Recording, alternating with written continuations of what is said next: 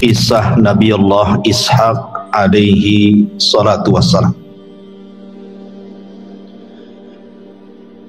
Nabi Ishaq adalah seorang nabi. Ayahnya seorang nabi. Saudaranya juga seorang nabi, dan dia memiliki putra juga seorang nabi. Ayahnya Nabi Allah Ibrahim Khalilur Rahman. Dia seorang nabi. Kemudian saudaranya juga Nabi Allah Ismail alaihi salatu wassalam juga seorang nabi. Bahkan putra beliau Nabi Yaqub alaihi salatu wassalam juga seorang nabi, dan cucunya juga Nabi Allah Yusuf seorang nabi. Artinya bahwa nabi ini dikelilingi oleh para nabi. Kalau kita cerita tentang kisah Ishaq alaihi salam, maka tidak lepas daripada kisah Ibrahim alaihi salatu wassalam. Karena kelahiran Ishaq ini adalah salah satu mukjizat yang Allah subhanahu wa ta'ala anugerahkan kepada Ishaq itu sendiri. Ma'asyiral muslimin yang dimuliakan Allah subhanahu wa ta'ala, di dalam Al-Quranul Karim Allah subhanahu wa ta'ala menyebut nama Ishaq itu dengan 16 kali di dalam beberapa ayat yang tersebar di dalam Al-Quran. Saya sebutkan pertama surah Al-Baqarah ayat 133, kemudian diulang dalam Al-Baqarah juga 136, kemudian diulang dalam Al-Baqarah juga 140-nya, kemudian dalam surah Al-Imran ayat 84-nya, kemudian surah An-Nisa ayat 163-nya, kemudian surah Al-An'am ayat 80 atau surah Al-An'am surah Al-An'am ayat 84, kemudian surah Hud ayat 71, kemudian surah Yusuf ayat 6, kemudian diulang juga dalam Yusuf 38, kemudian surah Ibrahim ayat 39, kemudian surah Maryam ayat 49, surah Al-Anbiya ayat 71, kemudian dalam Al-Ankabut ayat 27, kemudian dalam surah As-Saffat ayat 112, kemudian terulang dalam As-Saffat 113-nya, dan yang terakhir dalam surah Shad ayat 45. Inilah ayat-ayat yang menyebutkan nama Ishaq di dalam Al-Quran. Akan tetapi ma'asyiral muslimin yang dimuliakan Allah subhanahu wa ta'ala, walaupun Nabi Allah Ishaq alaihi salatu wassalam adalah kakek buyut Bani Israel, tetapi kisahnya tidak banyak dalam Al-Quran. Ketika Allah subhanahu wa ta'ala menyebutkan beberapa ayat sampai 9 atau 16 ayat dalam Al-Quran, itu memang kisahnya tidak lengkap. Tapi kalau kita mau baca ayat-ayat itu, banyak pelajaran dan ibrah yang kita bisa petik nantinya. Dan yang paling besar ibrah dan pelajaran adalah tentang jangan putus asa daripada rahmat Allah subhanahu wa ta'ala. Nanti kita akan jabarkan ketika kita masuk pada kisah Nabi Allah Ishaq alaihi salatu wassalam. Ma'asyiral muslimin yang dimuliakan Allah azza wa jalla, kita mulai kisah ini dari surah Az-Zariyat. Dari surah Az-Zariyat mulai daripada 24 dan ayat-ayat seterusnya. A'udzu billahi minasyaitonir rajim. Bismillahirrahmanirrahim. Hal ataka haditsu dhaifi Ibrahim al-mukrami. Sudahkah sampai kepadamu wahai Muhammad cerita tentang tamu-tamu yang datang kepada Nabi Allah Ibrahim? Ada yang mengatakan tamu ini adalah malaikat Jibril, malaikat Mikail dan malaikat Israfil menjelma menjadi manusia. Idakhalu alaihi faqalu salama, qala salamun qaumun munkarun. Kalimat ini menunjukkan mufajaah, artinya secara tiba-tiba Ibrahim dikagetkan ketika tiga malaikat ini kemudian masuk ke tempatnya dan mengucapkan kalimat salam. Kalimat salam tentu adalah kebiasaan yang juga disyariatkan dalam Islam. Apabila kita masuk ke rumah orang, maka kita ucapkan salam. Siapa yang mengucapkan assalamualaikum warahmatullah, maka dia dapat pahala 20 pahala. Kalau lengkap assalamualaikum warahmatullahi wabarakatuh, maka dapat pahala 30. Dan yang menjawab salam hukumnya wajib. Jadi yang menyampaikan salam hukumnya sunnah, tapi yang menjawab salam hukumnya wajib. Dan kita boleh menjawab salam sesuai dengan salamnya. Kalau dia mengucapkan assalamualaikum, maka kita jawab waalaikumsalam warahmatullah. Kalau dia mengucapkan salam assalamualaikum warahmatullah, maka kita jawab waalaikumsalam warahmatullahi wabarakatuh. Kalau dia mengucapkan lengkap assalamualaikum warahmatullahi wabarakatuh, maka kita juga sama waalaikumsalam warahmatullahi wabarakatuh. Begitu cara menjawab salam. Lihat dia sampai di mana mengucapkannya. Kemudian Allah mengatakan faragha ila ahlihi faja'a biijlin samin. Ibrahim itu diambil dari dua kata Abu Ibrahim. Bahasa Ibrani artinya dia adalah Abul Adiyah, bapaknya tamu. Jadi Ibrahim itu memang setiap hari membuka pintu rumahnya untuk para tamu. Jadi memang sudah terbiasa menjamu tamu itu. Bahkan Ibrahim itu pernah punya penangkaran unta. Jadi setiap ada tamu maka akan disembelihkan unta. Subhanallah Ibrahim itu. Karena di zaman itu tamu beda dengan di zaman sekarang kan. Kalau di zaman sekarang kadang-kadang tamu itu kalau datang ke tempat kita walaupun dia orang jauh, terkadang sudah makan di jalan. Karena banyak warung, banyak restoran sepanjang jalan gitu ya. Tapi para musafir dulu, mereka kalau bertamu itu memang betul-betul lapar kan itu. Tidak ada yang mereka makan. Makanya kemudian Ibrahim itu sudah menyediakan hidangan-hidangan yang lezat untuk tamunya. Ketika kemudian Ibrahim sudah menyambut tamu-tamu ini, maka faragha ila ahli. Kalimat faragha menurut ahli tafsir artinya Ibrahim itu bersegera mendatangi istrinya tanpa sepengetahuan tamunya. Jadi Ibrahim itu segera memberitahu istrinya untuk menghidangkan makanan, menyediakan makanan, menyiapkan makanan tanpa sepengetahuan tamunya dan bersegera. Inilah kesalahan di zaman sekarang. Kalau ada tamu kita ini banyak tanya, mau kopi, mau teh, mau apa, nggak usah ditanya, ya, nggak perlu ditawarkan seperti itu. Jadi Al-Quran memberikan kaidah menghormati tamu. Faragha ila ahli. Sebelum tamu ini bicara, langsung kita ngomong ke istri kita, cepat sediakan minuman, makanan, tanpa harus ditawarkan dulu. Kalau dia suka, alhamdulillah dimakan. Kalau tidak suka, tidak dimakan, tidak ada masalah. Yang penting kita sudah ikramul dhaif, namanya ya, memuliakan tamu. Faragha ila ahli faja'a biijlin samin. Maka diam-diam dan segera Ibrahim pergi menemui keluarganya.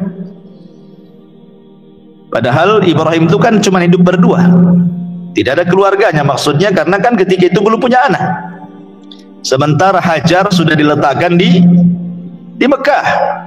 Nah, sementara Ibrahim cuma hidup berdua dengan istrinya. Kemudian faja'a bi ijlin samin, maka dia pun membawakan daging enak sapi yang sangat gemuk. Dalam ayat yang lain hanin, artinya daging itu dibakar. Daging itu dibakar. Jadi betul-betul memang menghidangkan terbaik untuk tamunya. Tapi di sini lihat bahasa Quran, faja'a, maka Ibrahim yang membawakan langsung. Ibrahim tidak menyuruh pembantunya, budaknya, tidak. Untuk apa? Menunjukkan bahwa Ibrahim betul-betul memuliakan tamu. Dia bawa sendiri. Kalau kita kan enggak ya, nyuruh kalau punya pembantu suruh pembantunya bawa. Tidak, Ibrahim mengajarkan kepada kita begini cara memuliakan tamu, langsung dibawa sama dia. Kemudian dihidangkan di hadapan tamu-tamunya itu. Faqarrabahu ilaihim, maka kemudian setelah dihidangkan makanan itu, kemudian didekatkan kepada para tamu itu. Qala, Ibrahim mengatakan, ala ta'kulun, ala ta'kulun. Lihat bahasa Ibrahim. Ibrahim tidak memerintahkan, makan kamu, enggak begitu bahasanya. Terkadang ada tuan rumah itu maksa-maksa kan, awas kalau tak makan ya katanya. Kadang-kadang memaksa, enggak boleh. Kalau memang dia suka makan, alhamdulillah. Kalau enggak ya enggak apa-apa. Masalahnya apa? Jangan dipaksa-paksa sampai sudah kenyang pun suruh makan, suruh minum kan gitu. Itu enggak punya adab dengan tamu. Jadi Ibrahim hanya mengatakan, ala ta'kulun, mengapa kalian tidak makan? Ini kan bukan bahasa perintah kan? Hanya suruh pilihan saja, supaya tidak tersinggung tamunya. Masalahnya, setiap kemudian Ibrahim menawarkan makanan itu kepada tamunya, tamu ini tidak mau memandang makanannya, tidak mau memandang minumannya. Tentu Ibrahim merasa ketakutan, nih tamu kok kayak gini gitu ya. Ini siapa tamu ini? Jangan-jangan orang jahat pula. Masalahnya anak-anak muda gitu ya, kekar-kekar lagi kan. Maka disebutkan fa'aujasa minhum khifah. Maka Ibrahim pun merasa takut. Kenapa? Kalau dia ditawarkan makanannya malah yang dipandang dirinya, ditawarkan minumannya malah yang dipandang dirinya. Ini siapa orang ini? Karena Ibrahim itu kan gak kenal mereka. Mereka pun mengagetkan Ibrahim, tahu-tahu datang. Tapi Ibrahim kan tidak melihat-lihat orang, siapa dia, enggak. Walaupun Ibrahim tidak kenal orang itu, yang jelas dia orang jauh, tamu, tetap oleh Ibrahim tidak dibeda-bedakan antara tamu yang dikenal dan tamu yang tidak dikenal. Tetap saja Ibrahim memuliakan. Maka Ibrahim merasa takut. Maka tamu-tamu itu mengatakan, qalu la takhaf, jangan takut. Menunjukkan bahwa adab bertamu juga harus memberikan keamanan kepada sahibul bait. Jangan merepotkan sahibul bait. Terkadang kita ini sebagai tamu merepotkan tuh sahibul bait. Ada bakso enggak? Minta bakso pula dia. Jangan kopi lah, teh tarik saja katanya. Nawar pula dia. Jadi jangan merepotkan sahibul bait. Makanya di sini malaikat juga, tamu-tamu yang datang kepada Ibrahim ini mengatakan, la takut, jangan takut. Artinya berikan keamanan kepada sahibul bait. Jangan merepotkan.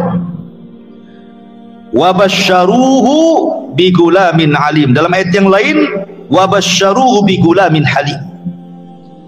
Lalu mereka pun menghabar gembirakan kepada Ibrahim dengan kelahiran seorang anak yang alim, yang cerdas, dalam riwayat halim, yang berakhlak. Lah ketika itu, namanya Ibrahim kan berdua hidupnya dengan istrinya dan tidak ada tamu perempuan, ya tentu istrinya pun mendengarkan ucapan Ibrahim dengan tamunya. Jadi ketika tamu ini menceritakan bahwa dia adalah seorang utusan dari Allah Subhanahu wa ta'ala, mereka adalah para malaikat, mereka ditugaskan dua tugas. Pertama menghancurkan kaum Sodom, yang kedua menghabar gembirakan kepada Ibrahim akan kelahiran Ishak. Makanya kemudian fa'aqbalat imra'atuhu fi surratin fadhahikat wajhaha wa qalat ajuzun akim. Kemudian istrinya datang, tiba-tiba heran. Herannya kenapa? Dia sudah tua, usianya 90 tahun. Ibrahim sudah di atas 100 tahun, tiba-tiba malaikat ini menghabar gembirakan akan kelahiran Ishak, sementara dia sendiri orang yang mandul. Dia wanita mandul, sudah tua. Tiba-tiba malaikat mengatakan kau akan punya anak Ishak. Kayaknya lucu, makanya fadhahikat wajah. Tiba-tiba dia tertawa. Istrinya itu tertawa, percaya nggak percaya masalahnya. Makanya dalam bahasa Ibrani, dhahikat, tertawa itu Ishak artinya. Ishak itu bukan bahasa Arab, bahasa Ibrani. Maknanya dhahik, tertawa. Makanya ketika punya anak diberi nama Ishak. Ishak itu artinya tertawa, gitu maksudnya. Ada dua penafsiran para ulama. Yang tertawa ini siapa? Ada yang mengatakan bahwa yang tertawa itu Ishak sendiri. Jadi ketika Ishak lahir, bayi itu tertawa. Jadi pas lahir dia tertawa gitu, bayi-bayi keluar tertawa dia. Makanya diberi nama Ishak. Tapi ada juga yang mengatakan bahwa yang tertawa adalah ibundanya. Tertawa ibundanya, makanya anaknya ketika lahir disebut Ishak. Dan Ishak dalam bahasa Arab itu kan bahasa Ibrani, kalau di bahasa Arab kan artinya dhahu, dalam bahasa kitanya artinya tertawa. Jadi itu sebab kenapa kemudian Nabi ini diberi nama Ishak, gitu. Diambil dari tertawa tadi. Baru kemudian qalu, mereka mengatakan kadzalika qala rabbuk innahu huwal hakimul alim. Demikianlah Tuhanmu berfirman, sungguh dialah yang maha bijaksana dan maha mengetahui. Kenapa? Karena Ibrahim terus berdoa masalahnya. Dia tidak pernah bosan berdoa kepada Allah untuk minta anak, dan Allah maha mengetahui doanya. Dari sini saya katakan tadi, di antara faedahnya adalah kalau kita cerita tentang kisah-kisah Ishak ini, jangan putus asa dari rahmat Allah. Ibrahim sudah tua, istrinya sudah tua, mandul lagi. Tapi karena tidak putus asa dari rahmat Allah, terus berdoa, minta anak, lama-lama dikasih juga. Di zaman Nabi Musa alaihi salatu wassalam, ada seorang wanita yang sudah lama menikah, tidak punya anak. Datang kepada Nabi Musa dan mengatakan, ya Musa, anta kalimur rahman, engkau nabi yang suka berdialog dengan Allah. Cobalah kau datangi Rabbmu, berdoalah untukku agar aku punya anak. Maka Musa pun kemudian berdoa kepada Allah, kemudian berdialog dengan Allah dan mengatakan, ya Rabb, ada seorang wanita datang kepadaku, dia menghendaki keturunan, berikanlah keturunan kepada dia. Maka Allah mengatakan, ya Musa, tidak bisa.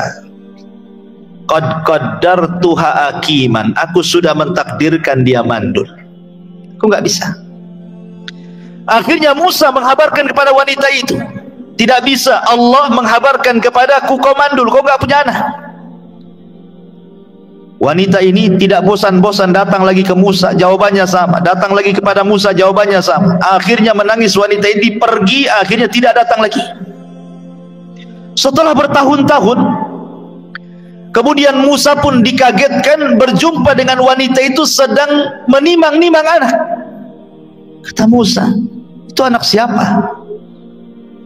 Kata wanita ini anakku, katanya. Musa heran karena dia sudah bertanya kepada Allah bahwa Allah mentakdirkan dia akim, dia mandul. Kenapa sekarang punya anak? Akhirnya dia datang kepada Allah dan mengatakan, ya Rabb, bukankah kau yang mengatakan wanita itu mandul? Maka Allah mengatakan, ya Musa, wanita itu terus mengeluh, berdoa, meminta kepadaku, fastahyaitu, aku pun malu. Di antara sifat Allah itu pemalu. Maka aku pun berikan dia keturunan. Artinya bahwa tidak mustahil bagi Allah subhanahu wa ta'ala memberikan sesuatu yang kita anggap mustahil. Bagi Allah itu semuanya mungkin. Maka lihat kisah Nabi Allah Zakaria pun kurang lebih juga kisahnya kan. Nabi Zakaria itu kan umarnya sudah 120 tahun, istrinya juga sudah tua, mandul lagi, sama kisahnya.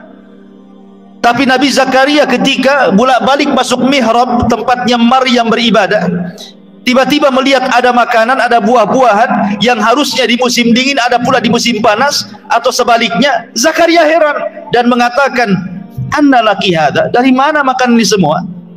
Maryam mengatakan, hada min indillah, ini semua datang dari Allah, begitu saja ada, katanya. Maka Zari berpikir, kalau Allah mampu mendatangkan makanan di musim panas yang harusnya ada di musim dingin atau sebaliknya, tidak mustahil bagi Allah memberikan keturunan kepada dia. Akhirnya dia mulai mengikuti jejak Maryam. Dia masuk ke dalam mihrabnya, tidak pernah keluar-keluar, beribadah, ruku, sujud, berdoa. Akhirnya Allah subhanahu wa ta'ala dengar dan ijabah doanya Zakaria, kemudian memberikan keturunan, lahirlah Yahya ibn Zakaria. Tidak mustahil bagi Allah.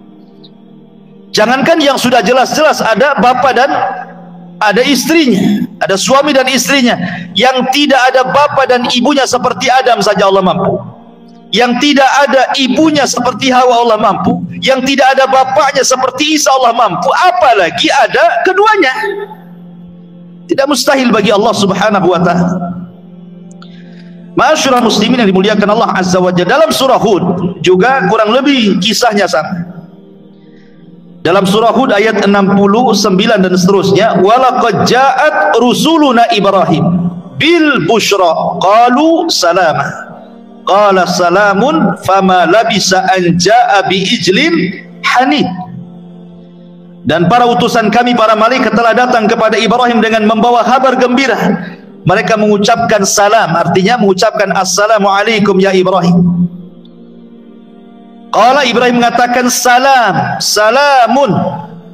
Kalimat salamun itu, ini jumlah ismiyah. Dalam bahasa Arab jumlah ismiyah itu memiliki makna sabit wal istiqrar. Artinya bahwa jawaban Ibrahim itu lebih lengkap dibandingkan salamnya para malaikat. Dan memang begitu, saya ulangi tadi, bahwa dalam Islam pun sama. Idza khuyitum bitahiyatin, kata Allah, kalau ada orang yang datang mengucapkan salam, maka jawablah bi ahsana minha, dengan yang lebih baik daripada jawabannya. Begitu memang syariatnya, harus lebih baik jawabannya dibandingkan salamnya. Fama labisa an jaa bi ijlin hanid, maka tidak lama kemudian Ibrahim menyuguhkan daging anak sapi yang dipanggang. Artinya Ibrahim bersegera menyediakan makanan untuk tamu.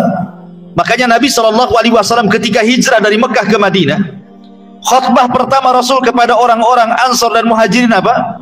Ayyuhan nas, abshush salama bainakum, wa at'imut ta'am, wasilul arham, wa sallu bil laili wan nasun niyam, adkhalallahu lakumul jannah bisalam. Kata Nabi SAW, wahai manusia, sebarkan salam, salinglah kalian memberikan makanan, sambung dengan silaturahim dengan kerabat, kemudian solatlah di saat manusia sedang tertidur, maka Allah masukkan kalian ke dalam sorga dengan selamat, kata Rasul. Di sini ada kata-kata wa'atimu ta'am, saling memberikan makanan, apalagi kepada tamu. Makanya kemudian di antara syariat Nabi SAW, man kana yu'minu billahi wal yaumil akhir falyukrim ghaifahu. Barang siapa yang beriman kepada Allah dan hari akhir, hormati tamunya. Kadang-kadang kita ini bakhil gitu ya. Ada tamu, aku gelas. Kadang-kadang kasih toples tinggal sikit isinya. Bekas lebaran gitu. Subhanallah. Ma'asyiral muslimin yang dimuliakan Allah azza wa jalla, falamma ra'a aydiyahum la tasilu ilaihim nakirahum wa aujasha minhum khifan. Maka ketika dilihat tangan mereka tidak menjamahnya, Ibrahim pun mencurigai mereka, kemudian merasa takut kepada mereka. Maka para malaikat mengatakan, la takhaf, inna arsalna ila qaumi lutin. Jangan takut, kami diutus Allah untuk menghancurkan kaum Lut. Wa mra'atuhu qa'imatun. Ketika malaikat ini mengatakan dia akan menghancurkan kaum Lut, istrinya Ibrahim langsung berdiri. Fadhahikat, dia pun senang. Kenapa? Karena dia tahu ujian Nabi Lut. Dia berdakwah bertahun-tahun, kaum Sodom tidak ada yang beriman, bahkan disakiti. Artinya ketika kaum Sodom dihancurkan, Lut akan istirahat dari mereka. Istrinya Ibrahim senang, bangkit dia. Kemudian saking senangnya dia pun tertawa. Kemudian setelah itu malaikat mengatakan, fabasyarnaha bi Ishaq. Maka kami habarkan kepada istrimu Ibrahim akan kelahiran Ishak, wa min wara'i Ishaq Yaqub, bahkan dari Ishak akan lahir Yakub. Maknanya Ibrahim akan menyaksikan kelahiran putranya Ishak dan kelahiran cucunya Yakub. Ibrahim masih hidup. Jadi dia menyaksikan kelahiran anaknya Ishak dan juga cucunya Yakub, dan dua-duanya jadi nabi. Kemudian istrinya mengatakan, qalat ya wailata a'alidu wa ana ajuz wa hadza ba'li syaikhan. Katanya istrinya Ibrahim ini, sungguh ajaib, mungkinkah aku akan melahirkan sementara aku sudah tua? Suami pun sama sudah tua, katanya. Inna hadza la syai'un ajib. Ini benar-benar ajaib, kata istri. Maka malaikat mengatakan, qalu ata'jabina min amrillah rahmatullahi wa barakatuhu alaikum ahlal bait innahu hamidun majid. Mengapa engkau heran dengan ketetapan Allah Subhanahu wa taala? Itu adalah rahmat dan berkah dari Allah dicurahkan kepada kalian, wahai ahlal bait. Sesungguhnya Allah Maha terpuji lagi Maha pengasih. Ini rahmat bagi kalian, gak perlu heran. Tidak ada yang mustahil bagi Allah. Bagi Allah itu mudah, itu katanya. Falamma dhahaba an Ibrahimur raw wa ja'athul busyra yujadiluna fi qaumi Lut. Maka ketika rasa takut hilang dari Ibrahim dan kabar gembira tentang datangnya mereka, dia pun kemudian bersoal jawab soal malaikat yang akan menghancurkan kaum Lut. Intinya bahwa dari dua ayat ini atau dua surat ini, surah Az-Zariyat dan surah Hud ini, mengajarkan kepada kita bahwa kelahiran Ishak itu sebuah mukjizat besar. Kenapa dikatakan kelahirannya mukjizat?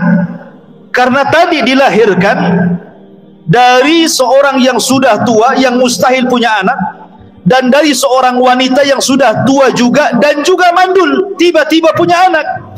Kalau bukan mukjizat apa namanya? Jadi kelahiran Ishak itu sendiri adalah mukjizat dari Allah Subhanahu wa taala kepada Ibrahim dan kepada Ishak itu sendiri.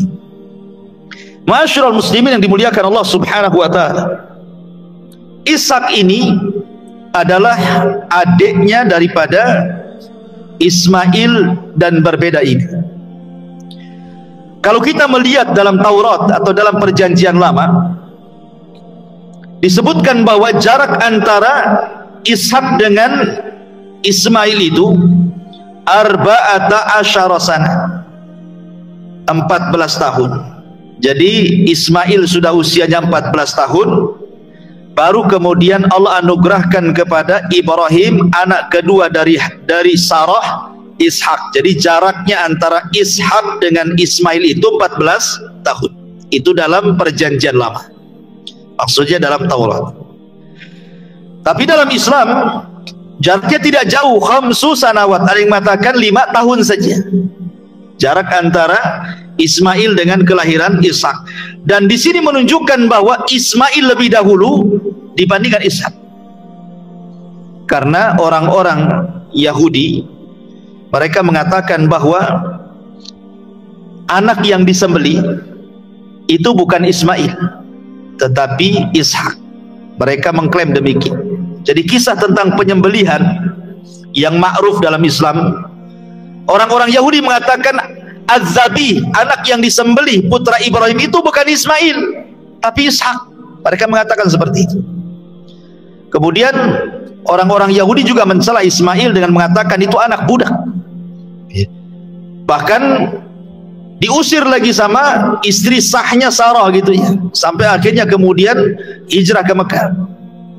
Maka dalam Islam kita katakan bahwa justru terbalik, bahwa Az-Zabih, anak yang disembelih oleh Ibrahim itu bukan Ishak tetapi Ismail. Dalilnya adalah kisah daripada Al-Quran ketika menceritakan penyembelihan Ismail. Perhatikan ayatnya dalam surah As-Saffat ayat ke-101, dan ini sudah saya ceritakan ketika menceritakan tentang kisah Ismail. Fabasyarnahu bigulamin halim, maka kami habarkan kepada Ibrahim dengan anak yang berakhlak, maksudnya Ismail. Falamma balagha ma'ahu sa'ya, ketika usia Ismail sudah belasan tahun, sudah bisa diajak bicara, minta tolong, sudah bisa diajak dialog. Qala, maka Ibrahim mengatakan, ya bunayya inni ara fil manami anni azbahuka fanzur madza tara. Wahai anakku, semalam ayahmu, kata Ibrahim, bermimpi bahwa ayahmu menyembelih kamu, bagaimana pendapatmu? Qala, maka Ismail mengatakan, ya abatif al-ma tu'mar satajiduni insyaallahu minas sabirin.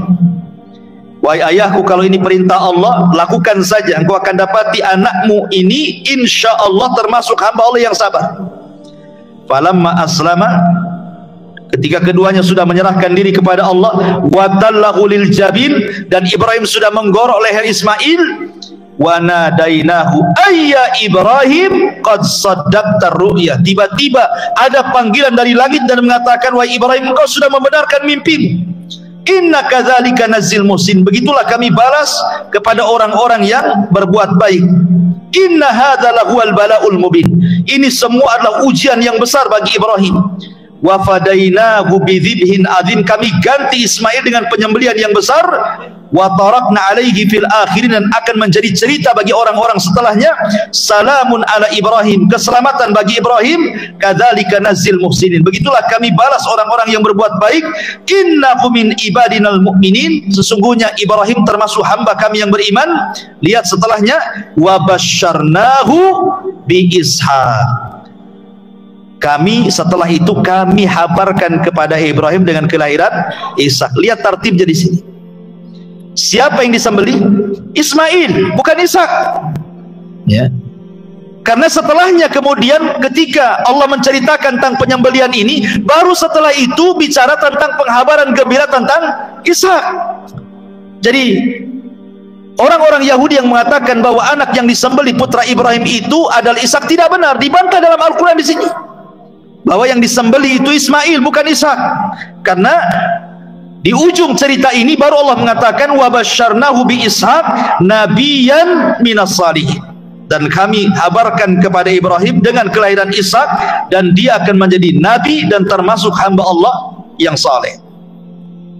Ma'asyiral muslimin yang dimuliakan Allah Subhanahu wa taala, ketika kemudian Ishak ini lahir, kemudian Ishak juga nasibnya sama dengan Ibrahim. Ibrahim pernah berpesan kepada Ishak, nanti kalau kamu hendak menikah, jangan menikah dengan siapapun, ambil dari keluarga bapakmu. Itu pesannya Ibrahim. Makanya kemudian Ibrahim pun setelah berpesan kepada Ishak, jangan menikah kecuali dari keluarga bapakmu, maka Ishak pun melamar anak pamannya, namanya Rifqah. Istrinya Ishak namanya Rifqah. Rifqah ini wanita saleh, wanita saleh, ahli ibadah luar biasa, tidak lepas daripada ibadah kepada Allah Azza wa Jal. Bahkan disebutkan biografinya oleh banyak para ulama tentang kisah wanita-wanita terbaik dalam Al-Quran. Salah satunya istri daripada Ishak namanya Rifqah, anak daripada pamannya. Nah, setelah kemudian usianya 40 tahun lebih, udah lama menikah juga sama, tidak juga dikarunia anak tuh Ishak tuh, lama juga. Kemudian istrinya juga mandul, sama dengan ayahnya, dengan ibunya gitu ya. Tapi Ishak pun tidak putus asa, berdoa kepada Allah Azza wa Jal. Akhirnya kemudian Allah Subhanahu wa taala anugerahkan kepada Ishak, rupanya di perut Rifqah ini ada bayi. Subhanallah, bayinya kembar pula. Bayinya itu kembar. Ketika kemudian melahirkan, yang pertama dilahirkan, anak pertamanya namanya Al-Is, pakai sad, Al-Is. Ketika kemudian lahir Is, tiba-tiba kemudian disusul dengan adiknya. Dalam bahasa Arab, menyusul itu artinya Yakub. Dalam bahasa Arab itu Yakub itu artinya menyusul. Makanya kemudian adiknya disebut Yakub karena menyusul Al-Is abangnya. Brojol, tidak selang lama keluar lagi gitu ya. Dalam bahasa Arab menyusul itu artinya Yakub. Itulah penamaan kenapa Nabi itu disebut Nabi Yakub, karena ketika melahirkan dia nyusul kakaknya. Kan ada dua kembar bayinya. Lah Al-Is ini nanti akan menjadi Abu Rum, keturunan orang-orang Eropa. Bapaknya orang-orang Eropa itu Al-Is. Sementara bapaknya orang-orang Bani Israel adalah Yakub. Nah, nanti kan terpisah.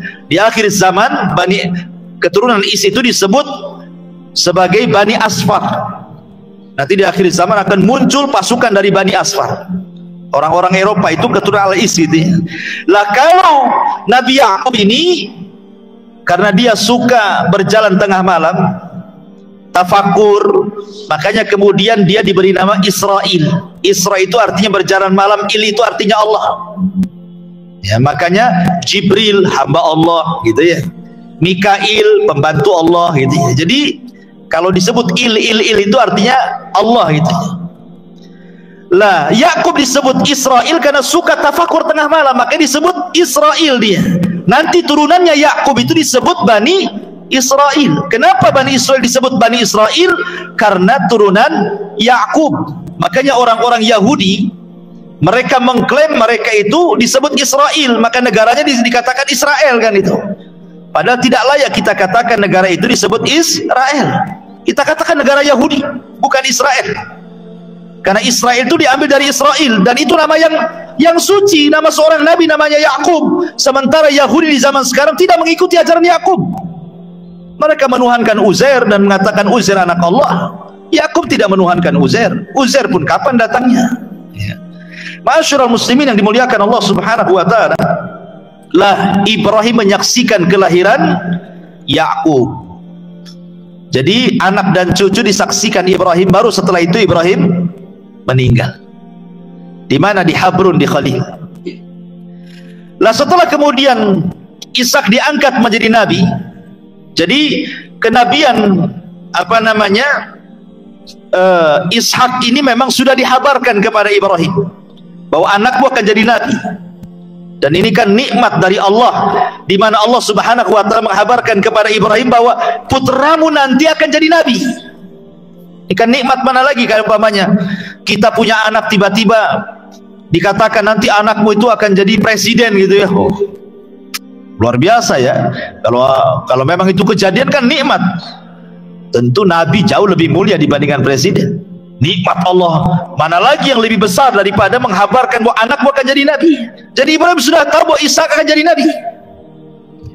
Makanya setelah Ibrahim meninggal, kemudian Ishak ini meneruskan perjuangan ayahnya berdakwah kepada dua negara, Syam dan Palestina. Ke Syam, dakwahnya sampai ke Syam dan juga khususnya Palestina. Mendakwahkan manusia sebagaimana Allah Subhanahu wa taala mengatakan, walaqad ba'atsna fi kulli ummatir rasulan an i'budullaha wajtanibut taghut. Tidaklah kami utus pada tiap-tiap manusia seorang rasul, tugas mereka mengatakan kepada manusia, sembahlah Allah, tauhidkan Allah, dan jauhi sesembahan selain daripada Allah alias taghut. Itulah tugas para nabi, mengajak manusia ke dalam tauhid. Itulah tugasnya Ishak kepada Bani Israel, kepada orang-orang yang ada di Palestina dan kepada orang-orang yang ada di Syam. Ma'asyiral muslimin yang dimuliakan Allah Azza wa Jalla, masalahnya ada kisah yang memburuk-burukan tentang Ishak dan juga putranya Yakub. Dan kisah ini kisah-kisah dusta, kita katakan kisah dusta yang dibuat-buat orang-orang Yahudi untuk menghina para nabi. Dan begitu para orang-orang Yahudi suka mendustakan para nabi. Fariqan kadzabu wa fariqan yaqtulun. Sebagian mereka mendustakan, sebagian mereka membunuh para nabi. Itu kebiasaan orang Yahudi di mana-mana. Jadi ada kisah-kisah yang kemudian dibuat-buat orang Yahudi, kemudian dimasukkan dalam kitab-kitab mereka. Makanya Allah mengatakan yuharrifunal kalima amawadi. Mereka itu suka merubah-rubah kitab-kitab mereka dengan tangan-tangan mereka. Untuk apa? Li'ajli dunia, karena menghendaki dunia dan karena hasad. Bagaimana kisahnya? Jadi kisah dusta tentang Ishak dan juga kebohongan dari Yakub begini ceritanya. Jadi Ishak ini menikah dengan Rifqah. Tadi saya katakan Rifqah nama istrinya, dan dua-duanya sudah tua, punya anak dua. Siapa? Al-Is dan Yakub. Al-Is ini ketika lahir banyak bulunya, jadi penuh dengan bulu, tangannya, badannya, kakinya penuh dengan bulu. Beda dengan Yakub, tidak ada bulunya. Lah ketika sudah besar dua-duanya, kebiasaan orang-orang dulu kalau mewariskan sebuah harta, sebuah tahta, maka diwariskan kepada anak terbesarnya, bukan kepada adiknya. Jadi warisannya itu tumplak kepada anak terbesarnya semuanya, adiknya gak dapat apa-apa kalau zaman dulu. Kalau zaman sekarang alhamdulillah semua dapat kan gitu, adil ya, semua anak laki-laki mau kakaknya mau adiknya semua dapat sama, dan perempuan separuh daripada laki-laki, menjadi asabah dan asabah li ghairi. Artinya dalam Islam ini betul-betul menghapus ajaran-ajaran yang orang-orang dulu kan itu. Jadi Yakub itu Ishak ini suka dengan Al-Is, senang dia. Kenapa? Karena anak pertama.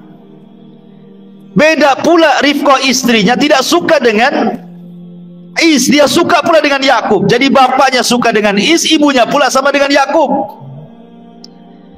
Jadi suatu ketika Ishak ini kan sudah tua sekali, sudah buta pun. Jadi dia ingin mewariskan kekayaannya dan kepemimpinannya kepada anak tertuanya, tapi dengan syarat. Dipanggilnya Al-Is itu, wahai Al-Is, ini kamu.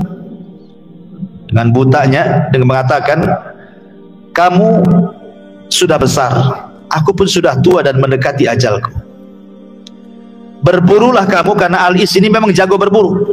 Berburulah kamu, tangkaplah burung, masaklah burung itu.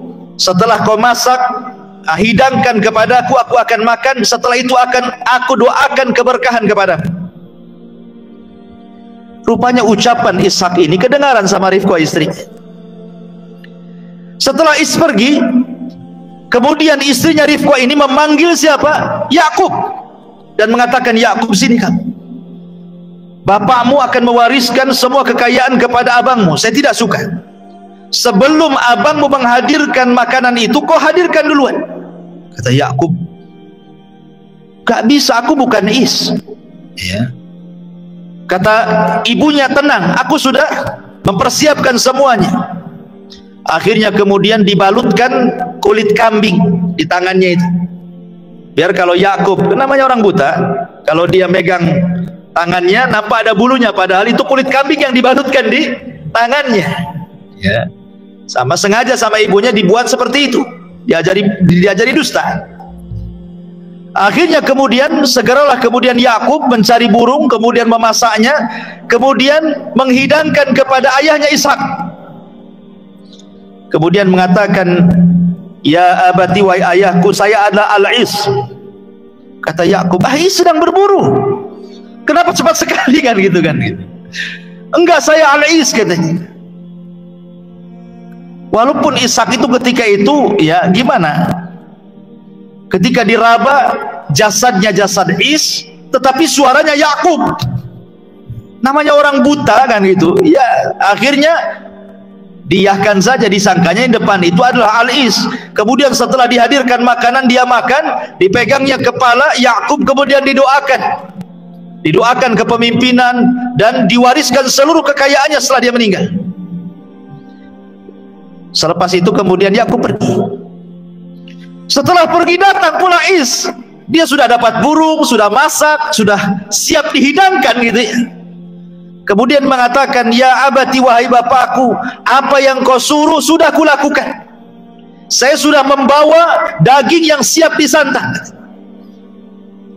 Katanya, ya Ishak, Is baru tadi datang. Oh tidak, aku baru datang katanya kan. Akhirnya kemudian dipukullah kepala Ishak ini sendiri, merasa menyesal gitu ya. Kok bisa-bisanya dia kena bohong gitu ya, kena prank bahasa kita. Kemudian dia pun sedih, akhirnya meninggal sebab itu. Ceritanya tidak sampai di sini. Setelah kemudian Ishak meninggal, ya sebagaimana kebiasaan, karena Yakub sudah mendapatkan mandat waris daripada Ishak, akhirnya semua kekayaannya, emasnya, ternaknya, rumahnya, kebunnya, semua diwariskan kepada Yakub. Ishak tidak dapat apa-apa, miskin dia.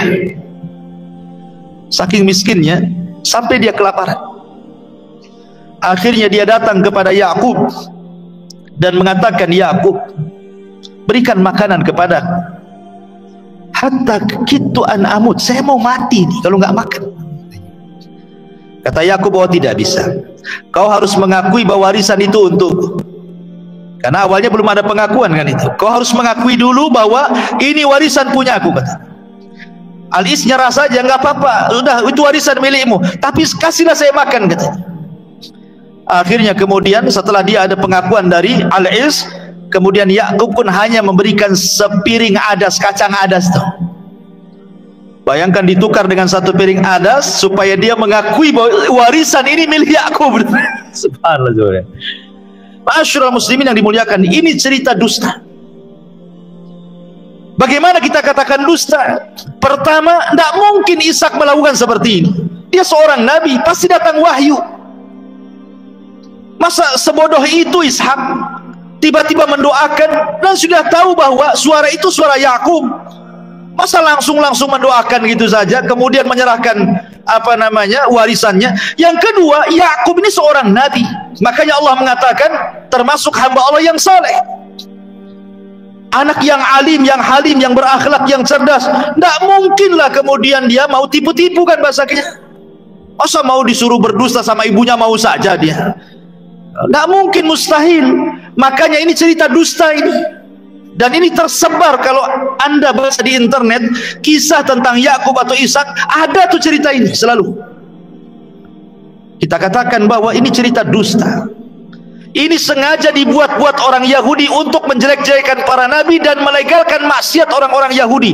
Jadi kalau orang Yahudi mencuri, bapak kami juga mencuri. Buktinya Yakub mencuri kekayaan Is, abangnya. Nah, jadi punya legalitas, punya semacam pengakuan jadinya kan. Jadi kalau mereka bermaksiat itu, mereka akan mengatakan, oh bapak-bapak kami juga bermaksiat, nabi-nabi kami juga bermaksiat. Maunya seperti itu orang-orang Yahudi itu. Makanya mereka membuat cerita-cerita, kemudian dimasukkan cerita itu dalam Taurat mereka supaya melegalkan maksiatnya orang-orang Yahudi. Makanya Allah mengatakan yuharrifunal kalima an mawadi. Mereka menghapus-hapuskan kalimat-kalimat, memasukkan sesuatu yang bukan pada Taurat dimasukkan ke dalam Taurat. Kemudian mereka mengatakan hadza min indillah. Ini semua datang dari Allah. Wa ma huwa min indillah, kata Allah. Itu bukan datang dari Allah, itu datang dari kalian. Ma'asyiral muslimin yang dimuliakan Allah Subhanahu wa taala. Begitulah wataknya orang-orang Yahudi. Lah kemudian setelah kemudian Ishak pun terus berdakwah kemudian meninggal, maka kemudian dia dikuburkan sama di tempat dikuburkan ayahnya Ibrahim di Habrun, di sebuah Madinah, kota disebut Al-Khalil yang ada di Palestina. Disitulah kemudian di usia Ishak, karena usianya panjang 180 tahun, meninggal di usia 180 tahun, kemudian dikuburkan di satu desa namanya Habrun di kota yang disebut Al-Khalil yang ada di Palestina. Ma'asyiral muslimin yang dimuliakan Allah Azza wa Jalla, adapun ketika dia melahirkan Yakub, ma'asyiral muslimin yang dimuliakan Allah Azza wa Jalla, Yakub sendiri ketika sudah dewasa, dia berselisih dengan abangnya Al-Is. Tidak dijelaskan apa perselisihannya, tapi yang jelas berselisih. Namanya dalam keluarga abang adik biasalah berselisih. Ya mungkin antum pernah mengalami, mungkin adiknya dipukuli sama abangnya kan. Zaman dulu kan biasa, apalagi jarak usianya jauh. Oh makin tuh jadi samsaknya kakaknya gitu ya. Akhirnya kemudian Ishak memerintahkan agar Yakub keluar dari tempatnya dan menuju pamannya yang ada di Haran di Suriah. Jadi di Suriah itu ada namanya Haran. Ishak menyuruh Yakub untuk berpisah dengan abangnya. Pergilah kau ke Haran sana. Hiduplah bersama pamanmu di sana, biar enggak begaduh terus di sini maksudnya gitu. Maka Yakub pun kemudian berangkat ke Haran. Disitulah dia berjumpa dengan pamannya namanya Laban. Laban ini punya dua putri, pertama Rahil, yang kedua Lia. Lah akhirnya kemudian Yakub pun bekerja kepada pamannya, penggembala kambing. Ini menunjukkan bahwa setiap para nabi itu menjadi penggembala. Kata Nabi SAW, ma min nabiyyin illa wara'al ghanam. Tidak ada Nabi kecuali pernah menjadi penggembala kambing. Termasuk anda wahai Rasul, termasuk saya. Bahkan kenapa Nabi SAW sampai dari mulai kecil loh diasuh oleh Halimah Sa'diyah, dari mulai umur 1 tahun, 2 tahun sampai 6 tahun tidak lepas dari kambing Nabi itu. Jadi mainan Nabi itu sejak kecil sudah main dengan kambing tuh.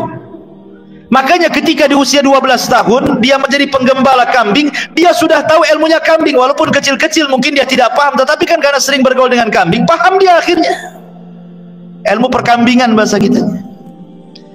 Jadi ketika Rasulullah SAW tidak jadi berangkat ke Syam bersama Abu Talib karena dihalang-halangi oleh pendeta, jangan pergi ke sana nanti dibunuh anak ini, pulangkan ke Mekah.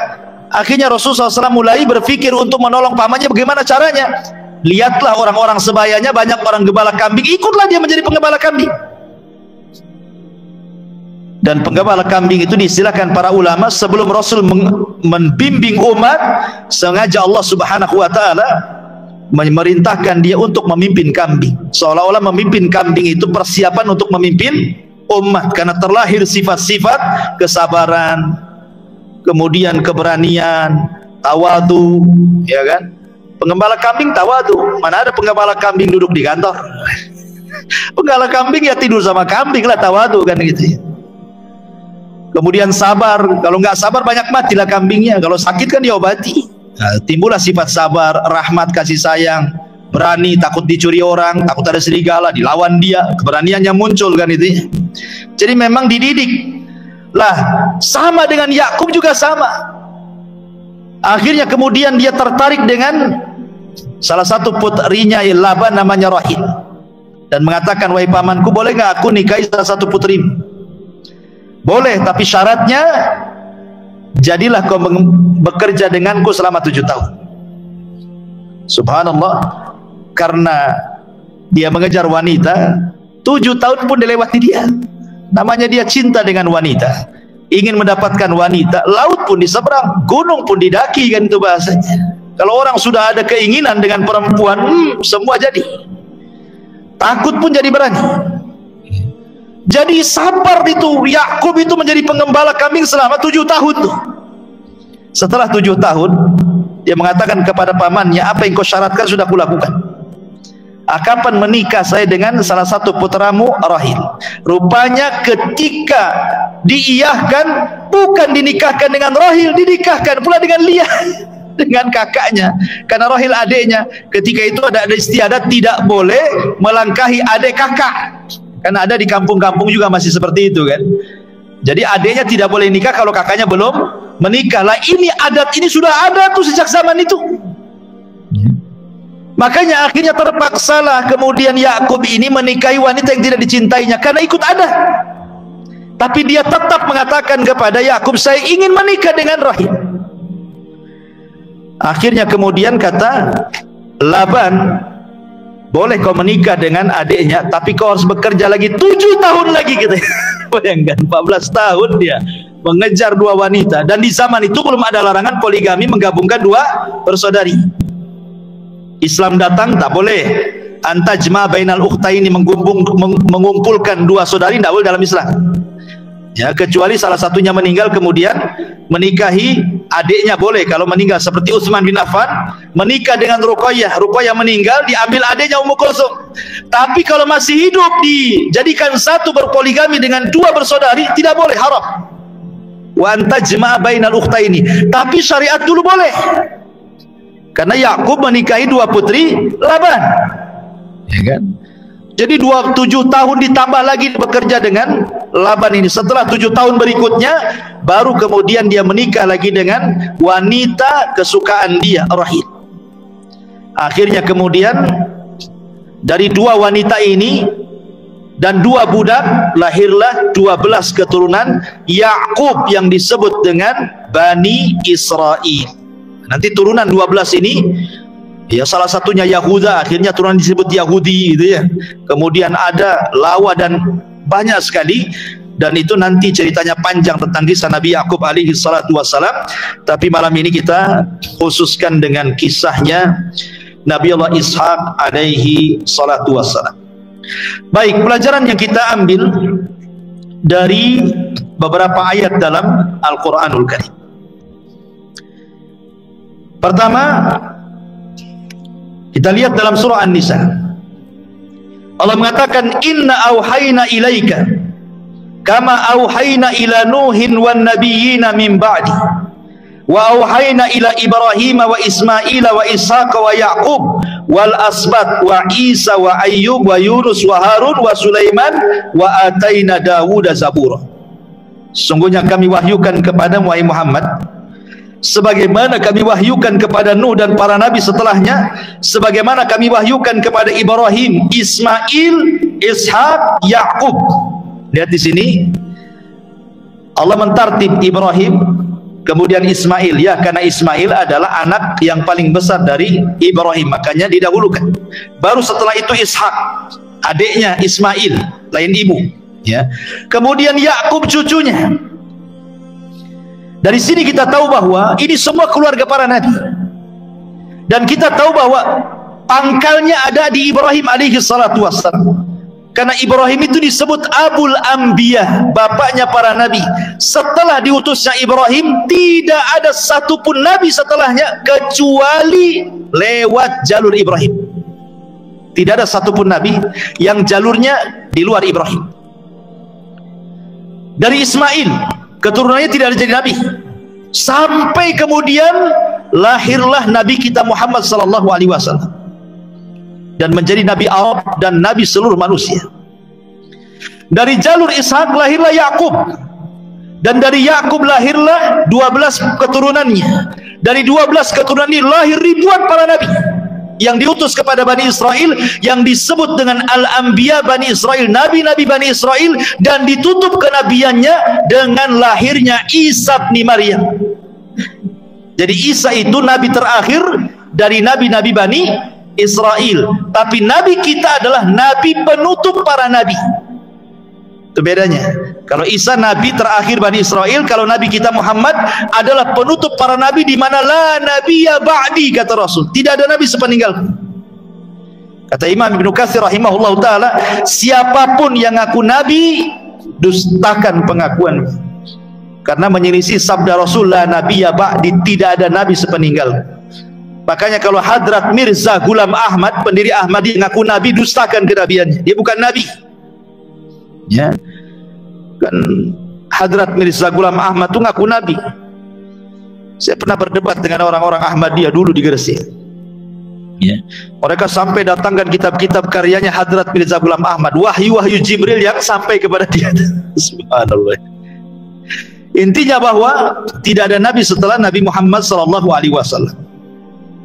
Kemudian juga Allah Subhanahu wa taala berfirman dalam surah Yusuf, wa taba'at millata abai Ibrahim wa Ishaq wa Yaqub ma kana lana an nusyrika billahi min syai'in dzalika min fadlillahi alaina wa 'alan nas walakinna aktsaran nasi la yashkurun.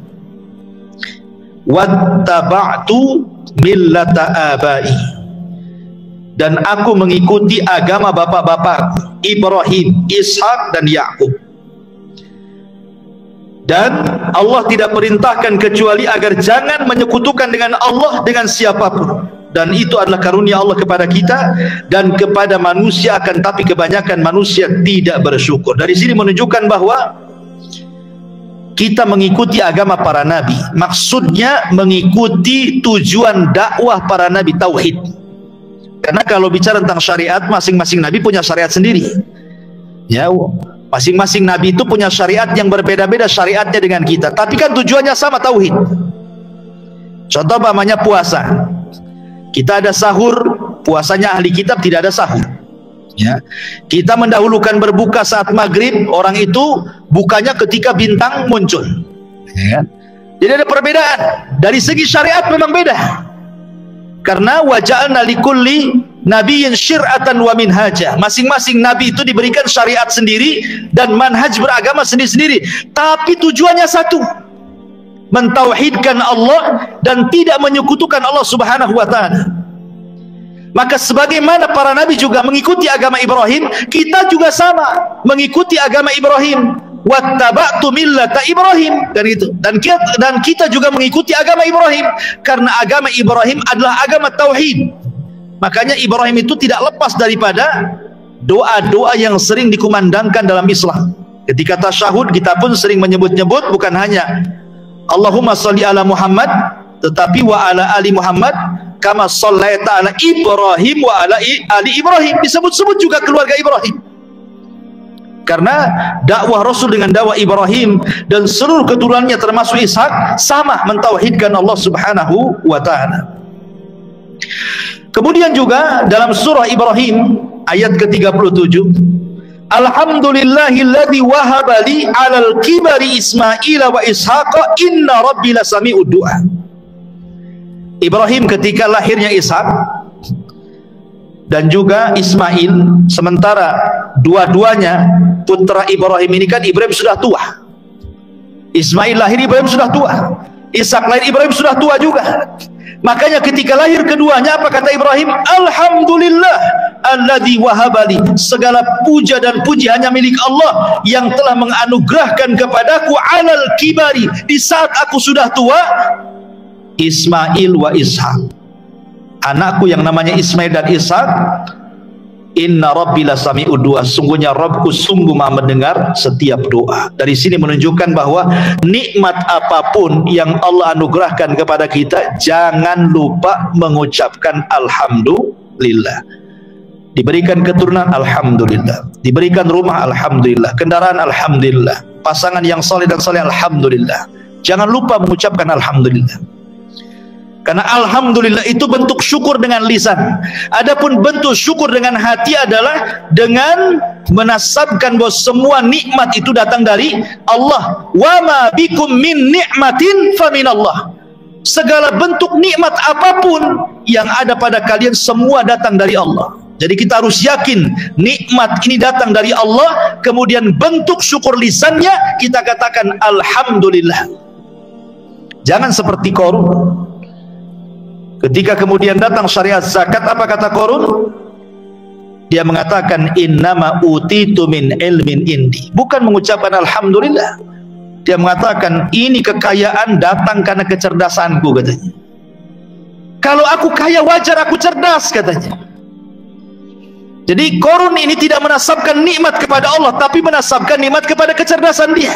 Ya wajarlah aku kaya, aku kan S3, aku kuliah, aku ini masa tinggi saya sekolah kok saya miskin gitu. Seolah-olah apa? Seolah-olah kekayaan itu karena titel dia, karena kecerdasan. Bukan. Kekayaan itu datang dari Allah. Betapa banyak orang-orang yang sampai profesor, kalau memang tidak diberikan rezeki tetap miskin dia. Tapi betapa banyak orang gak sekolah, kalau ditakdirkan kaya, kaya dia. Karena semua datang dari Allah Subhanahu wa ta'ala. Maka setiap nikmat kita katakan alhamdulillah. Ma'asyiral muslimin yang dimuliakan Allah Azza wa Jalla. Kemudian juga Allah Subhanahu wa ta'ala juga mengatakan dalam surah Al-Baqarah, qulu amanna billah wa ma unzila ilaina wa ma unzila ila Ibrahim wa Ismail wa Ishaq wa Yaqub wal asbat wa ma utiya Musa wa Isa wa ma utiya nabiyyuna min rabbihim la nufarriqu baina ahadin minhum wa nahnu lahu muslimun. Katakan kami beriman kepada Allah dan apa yang diturunkan kepada kita dan apa yang diturunkan kepada Ibrahim, Ismail, Ishak, Yaqub dan Asbat, dan apa yang diberikan kepada Musa, Isa dan apa yang diberikan kepada para nabi dari Rabb mereka. Jangan kita membeda-bedakan mereka siapapun, dan kita semua berpasrah diri kepada Allah. Dari sini ada faedah, tidak boleh kita membeda-bedakan para nabi. Karena orang Yahudi mereka tidak mengakui kerasulan Isa. Orang Yahudi itu tidak beriman dengan Isa. Bahkan dikatakan Isa itu anak zina, ibunya pelacur. Sampai hari ini orang Yahudi tidak mengakui Nasrani. Rupanya diulang oleh Nasrani. Orang Nasrani tidak mengakui Muhammad sallallahu alaihi wasallam. Kan gitu. Sebagaimana Yahudi tidak mengakui Isa, Nasrani pula tidak mengakui Muhammad sallallahu alaihi wasallam. Ketika orang Nasrani mengkafirkan orang Yahudi, kenapa? Karena Yahudi tidak mengakui Nabi mereka. Kita pun sama kafirkan Nasrani karena orang Nasrani tidak mengakui Nabi kita. Apa bedanya? Dan orang Yahudi juga tidak mengakui Nabi kita, kita kafirkan juga Yahudi. Makanya Allah mengatakan lam yakunil ladzina kafaru. Siapa kafaru? Min ahlil kitab. Siapa ahli kitab? Yahudi dan Nasrani. Mereka kafir berdasarkan nas Al-Quran. Dan kita boleh mengkafirkan Yahudi kafir, Nasrani kafir, boleh, karena Allah yang mengkafirkan. Kalau Allah katakan Yahudi kafir, kita katakan kafir. Nasrani mengatakan kafir, kita katakan kafir, karena Allah yang mengatakan kafir. Tapi kalau Allah dan Rasulnya tidak mengatakan kafir, jangan kita kafirkan. Kita hanya mengkafirkan yang Allah kafirkan, kita yang mengkafirkan yang Rasul kafirkan saja. Datang pula orang-orang yang tersinggung dari kalangan kaum muslimin, jangan mengatakan kepada ahli kitab orang kafir. Lembut sikit lah, keras sekali kalian nih. Lalu apa sebagai gantinya? Ya, non muslim. Non muslim lah, apa bedanya non muslim? Ya kafir kan itu. Mau dilembutkan gimana? Bahasa Quran itu paling lembut itu. Wa man asdaqu minallahi qila. Tidak ada yang lebih benar daripada ucapan Allah, dan tidak ada yang lebih lembut dibandingkan firman Allah. Kalimat kafir itu lembut karena Allah yang mengatakan. Kalau kita mengatakan mereka kafir, itu Al-Quran yang mengatakan. So, kita hanya ikut Quran saja. Kok yang sewot malah orang-orang yang beriman ini gimana? Orang-orang Islam yang sewot malah.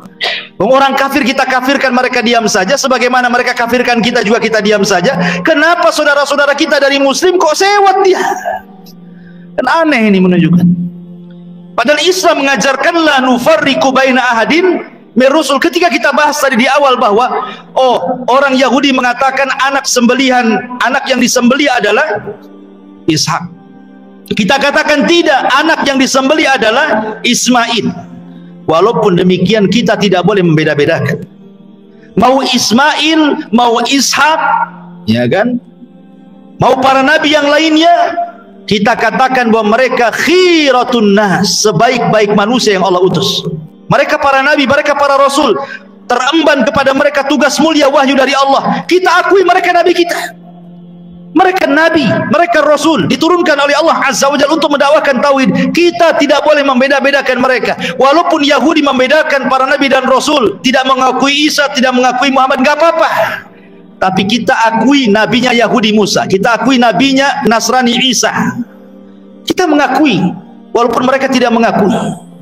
Makanya Allah mengatakan la nufarriqu baina ahadim minhum. Dan begitu seterusnya ayat-ayat seputar kisah Ishak alaihi salatu wassalam. Wallahu a'lam bishawab. Memang kisah Ishak ini tidak banyak dicantumkan dalam Al-Quran. Maksudnya tidak secara detail, ya, sebagaimana kisah-kisah nabi yang lainnya. Karena sering saya katakan bahwa dari 25 nabi dan rasul, ada nabi-nabi itu yang secara detail diceritakan. Seperti Musa itu detail, dari lahir sampai besar gitu ya. Ibrahim detail gitu ya. Kemudian juga Nabi Yusuf detail gitu ya. Tapi ada nabi itu global saja, kayak Nabi Ishak ini kan global-global saja. Paling sebagai tambahan kisah-kisah Israiliyat gitu ya. Tapi ada nabi yang aneh disebut nama nggak ada kisahnya.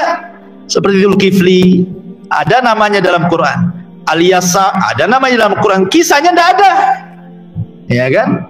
Nah, tetapi kita katakan bahwa Allah mengutus para nabi sebanyak 120.000, ada yang mengatakan 124.000, dan Rasul 314. Tetapi yang kita kenal namanya berdasarkan nas Al-Quran hanya 25 nabi dan Rasul. 18 namanya tercantum dalam satu surat namanya Al-An'am. Lebihnya tersebar di beberapa surat dalam Al-Quran sehingga genap menjadi 25 nabi dan rasul. Dan ini harus kita imani, baik yang kita kenal namanya atau yang tidak kita kenal namanya. Kita beriman bahwa nabi-nabi itu ada dan diutus oleh Allah Subhanahu wa ta'ala.